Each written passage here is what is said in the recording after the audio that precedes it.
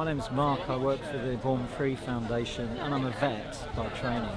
And I'm really concerned about this badger cull and the fact that a lot of my colleagues, veterinary colleagues in professional bodies like the British Veterinary Association support the cull. To me, there's no evidence to suggest that it's going to make a big difference to TB in cattle, and a lot of badgers are going to suffer as a result, and that's something that I think we should all, vets in particular, be very concerned about. Okay, I'm going to pass you over now to Mark. Mark is also part of the Born Free Foundation, but Mark is actually a veterinary, so he knows what he's talking about. You've heard Dominic talk about veterinaries making comments about the culls working and it's not working, goodness knows what else. Mark is a long-term veterinary, has lots of experience, and he's going to talk about the veterinary aspects, I believe. Thanks very much, Adrian. Follow Dominic Dyer, there's a challenge. Good afternoon, everyone. My name's Mark Jones. I'm a vet. I work for as Adrian said, I work for the Born Free Foundation. It's fantastic to see so many of you here today. Thank you for coming and showing your support for badgers, as always. I'd also like to thank the organisers and my fellow speakers. Dominic, obviously, who many of you know, Adrian, and Pauline Kidner, who you'll hear from shortly, and who do so much to protect badgers and other wildlife here in Somerset and beyond. I've been involved in a small way with the patrols in Gloucestershire over the past couple of years, and it's always, to me, it's always inspirational to see people from all walks of life dedicating their time, often working during the day, coming out at night, and putting so much effort into trying to protect our precious wildlife. When I qualified as a vet way back when, back in the mid-80s, after several years of hard studying, I was really proud to enter the veterinary profession. And I have to say, I'm very sorry to say, that pride has been seriously dented by some of the things that some individuals and organisations claiming to represent vets have been saying about badgers in recent times. So I'd like to talk briefly about the veterinary profession's position on badger culling. I'd also like to talk about the inspiration I draw from the increasing number of vets and vet nurses who are finding their voice and speaking out in support of wildlife. Now, it's important to remember from the start, I think, that the veterinary profession and its members have a really important part to play in all this. Vets working in farm practices have very close working relationship with their farm clients, and they're in a strong position to influence farmers' thinking and their actions. Indeed, many of them rely on TB testing of cattle for a significant proportion of their income. And the organisations that represent the veterinary profession, and in particular the British Veterinary Association, are also in a position to influence industry and government. And of course the government itself employs vets to advise on animal health and animal welfare policy, the most important of who is the Chief Veterinary Officer at DEFRA. All these vets and veterinary bodies have an important role, and because of this they have a very big responsibility to act professionally, drawing on the best evidence and advice, and above all, act in the best interests of all the animals concerned and affected by their advice and their decisions. Sadly, I've long been of the opinion that badgers affected by badger culling have been badly let down by some vets and some of our professional bodies. Let's start with the British Veterinary Association, whose membership includes probably about half the vets in the UK. The BVA has supported badger culling from the outset, and it's important to remember that it still does. In its most recent announcement on the issue in April this year, the BVA called for badger culling to be rolled out using cage trapping and shooting to other areas where it says badgers contribute to the high incidence of TB in cattle.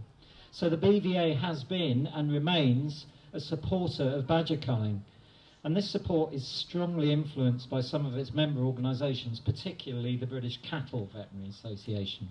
So how does the BVA justify this position? Well, Dominic's mentioned it today. Remember the randomised badger culling trial? Remember that big 10-year trial that cost 50 million quid? 11,000 badgers were killed? Well, the BVA claims that the results from the randomised badger culling trial support the case for culling badgers to reduce TB in cattle. All I can say is they must have been reading a very different version of the recommendations that came out of that massive trial.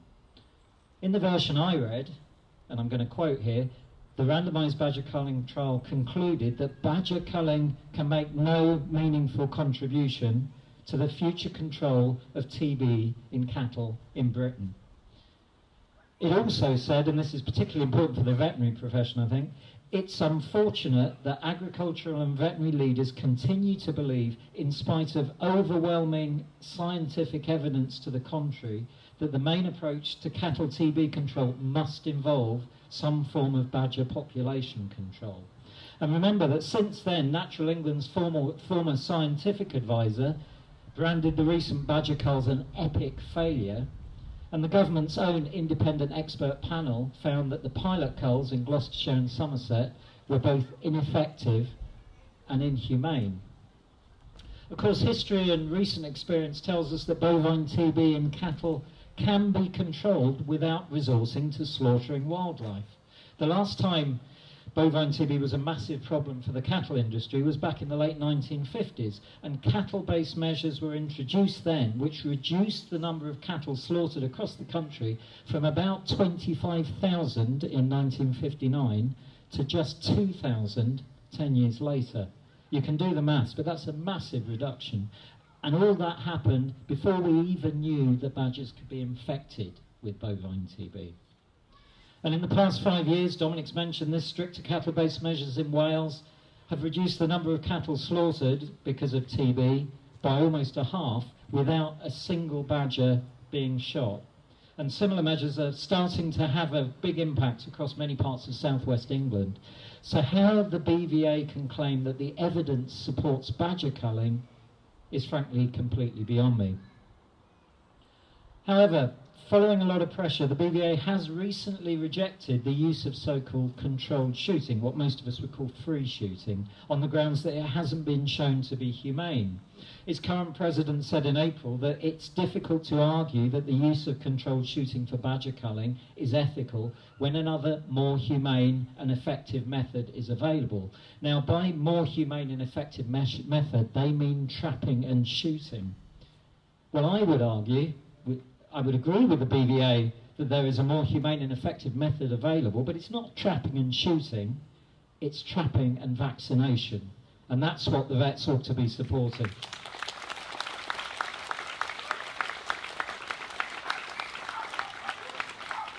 How the BVA can support killing badgers, the vast majority of which are perfectly healthy, when a vaccine is available, is, to say the least, quite incredible.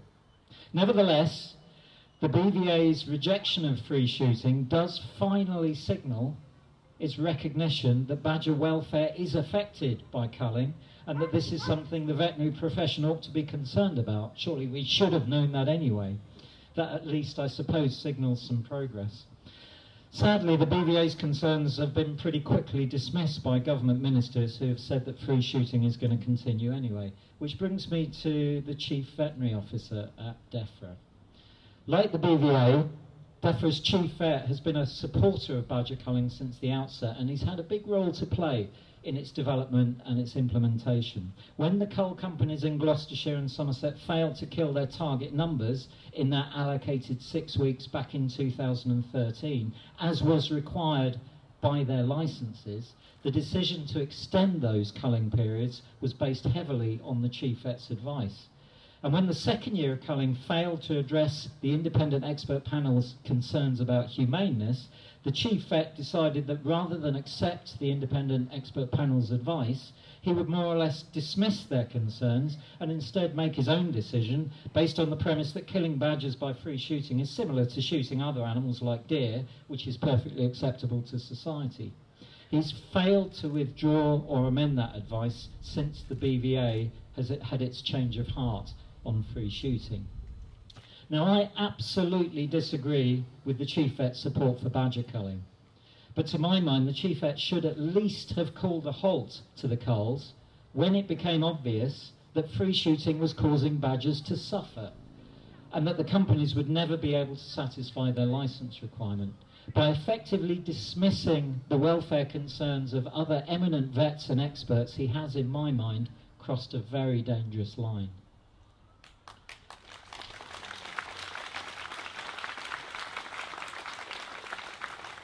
The chief vet, above all others in the veterinary profession, is in a unique position to call the government to account. And in my view, he failed to act when he should have done to prevent unnecessary animal suffering. There have been other loud voices among vets in favour of killing badgers. One prominent cattle vet from Gloucestershire has been quoted as saying that the killing of small black and white animals has actually saved the lives of huge numbers of large black and white animals. But these claims are simply not supported by the evidence. I mean, there have certainly been reductions in TB across Gloucestershire and Somerset in the past couple of years, but as we've already indicated, they reflect similar reductions in Wales and much of the southwest region of England. And thanks to ongoing improvements in cattle testing, movement restrictions and biosecurity measures, those reductions are ongoing. Even the chief vet himself, who I've just been talking about, has said it's far too early to expect to see any benefits from the culls that have taken place over the last 2 years in Gloucestershire and Somerset. Vets need to deal in good evidence, not anecdotal mumbo-jumbo. Let's be clear, there is no evidence to support the claims that the badger culls in Gloucestershire and Somerset have made any difference to cattle TB in those counties. Another cattle vet in Gloucestershire has apparently become something of a Facebook sensation recently. I don't know much about Facebook, but if you follow it, you may have seen it, by posting an emotional story about the trauma that a farming client and his family are going through following a positive TB test in their cattle. Now, I'm sure we agree that the impacts of TB breakdowns on individual farmers and their families are devastating. But telling this farmer that shooting a few badgers might sort his problems out isn't going to help him. Yet more of my colleagues have suggested that badgers should be gassed. They clearly have never read the reports of the appalling suffering endured by badgers in the gassing trials conducted at Taunton Down in the early 80s.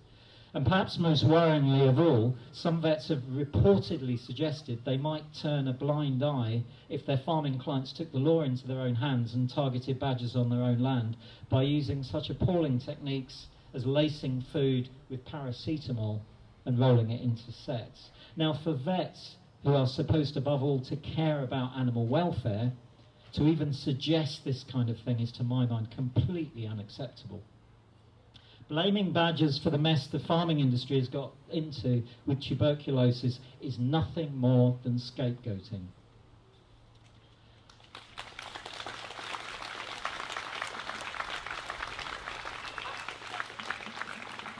We've heard earlier this week how dairy farmers are struggling to make ends meet because of the poor prices they're getting for milk, and Dominic talked about this. Playing the badger blame game isn't going to help those struggling farmers. Convincing them that spending their hard-earned cash and the hard-earned cash of taxpayers on killing badgers will only make matters worse. And I believe it's disingenuous and unprofessional for members of my profession to be doing that. The message coming from government and from parts of the veterinary profession that badgers are to blame for TB in cattle and that going out and shooting them will somehow solve this problem is just plain wrong.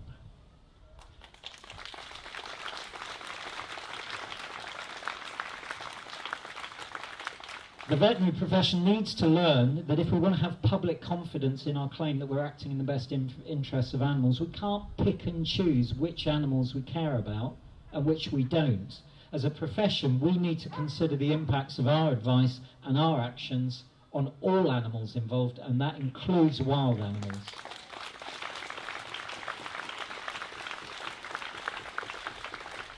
So, having pretty much damned my own profession, I would like to finish by saying that I have been really inspired by the grassroots support among vets, vet nurses, for a more compassionate, precautionary and evidence-based approach to this problem and to wildlife interventions in general. Over the past couple of years, an increasing number of vets and vet nurses and other veterinary professionals have come together to challenge our professional bodies, government representatives and those within the profession who support the killing of badgers. This group isn't, as some would claim, a bunch of urban dog and cat vets who don't know anything about the countryside.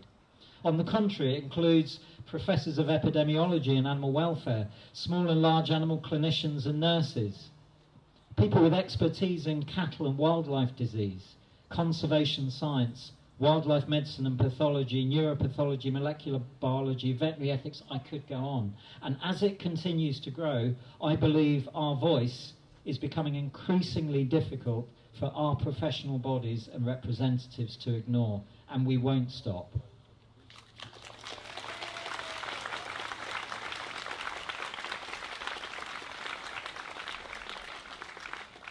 Back in 2012, the World Organization for Animal Health were quoted as saying, veterinarians should be the leading advocates for the welfare of all animals and should provide leadership to society on ethical considerations involved in the use and care of animals by humans. Now, me and my colleagues are doing all we can to ensure that our profession will make a better job of fulfilling this in future than it's doing at the moment when it comes to wildlife in general and badgers in particular. Thank you very much.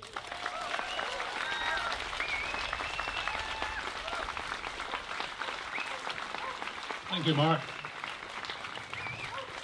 I think in some ways it's very reassuring to think that we heard Dominic say that politically there are more and more people coming along with us. Dominic's just explained there's more and more people from the veterinary profession coming along with us. And that's you doing that. It's the people power that's doing that. Nothing else, it's people power.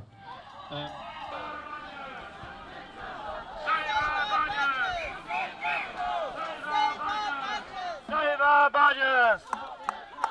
Save our badgers! Stop the cold!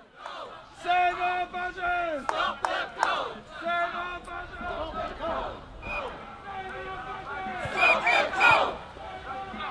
Stop the cold! Save our badgers! Stop the cold!